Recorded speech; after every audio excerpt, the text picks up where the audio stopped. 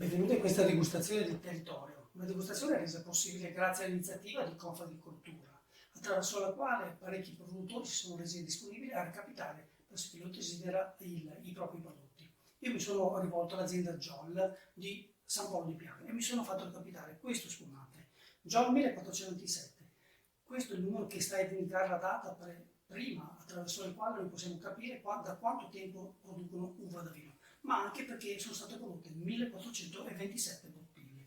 È uno spumante metodo classico, è uno spumante che è stato reso possibile grazie a un vitigno, a un grandissimo vitigno autoctono, un vitigno a bacca rossa, il Raboso Piave. Quindi ci troviamo di fronte a un vino che è stato vinificato in bianco e dopodiché la spumatizzazione è stata possibile lasciandolo sui propri lieviti per, pensate bene, quasi 80 mesi.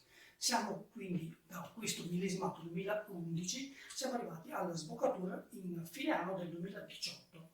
Dopo la sboccatura non è stato fatto nessun dosaggio, per cui ci troviamo di fronte a un Padosé quindi con una senzura pari a 0. Proviamo a vedere il bicchiere. Vediamo che la spuma è piuttosto importante e piuttosto anche voluminosa e permane all'interno del calice per parecchio tempo.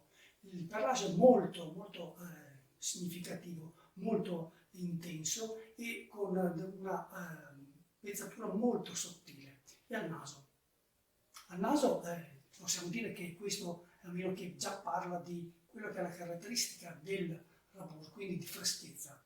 Troviamo la nespola, troviamo la susina bianca, magari un po' acerba, e magari ancora la mora di Roma quando non ha ancora preso il colore, quando è tutta imperniata sull'acidità, e anche qualche refolo di cannella al bocca.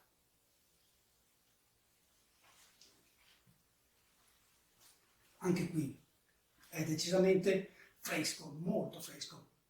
Ci sono questi sentori molto importanti anche di sapidità, di mineralità e la chiusura di bocca è improntata anche a un leggero ritorno di tannicità, che mi sta a significare che questo deriva effettivamente da un vino, da un prodotto con uva a bacca rossa. Ecco che questa è una opportunità che ci regala Confagricoltura in collaborazione con Ice Vento, quindi per tutti approfittate.